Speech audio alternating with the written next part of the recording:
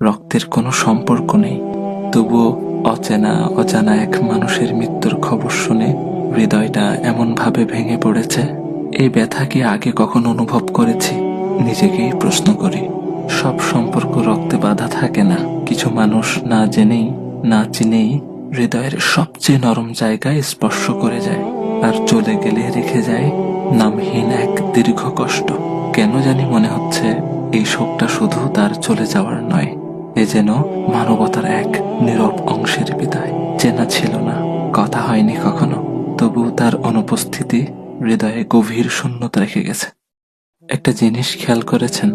আমার ভাই ওসমান হাদিকে গুলি করা হলো জুমার নামাজের পর, আর তিনি তার রবের ডাকে সাড়া দিয়ে চলে গেলেন জুমার রাতে। আহ, কত সৌভাগ্যের মৃত্যু! আল্লাহ সুবহানাহু ওয়া তাআলা আমার ভাইকে শহীদ হিসেবে কবুল করুক, জান্নাতের উচ্চ মাকাম দান করুক, শোকাহত পরিবারকে ধৈর্য ধারণ করার তৌফিক দান করুক।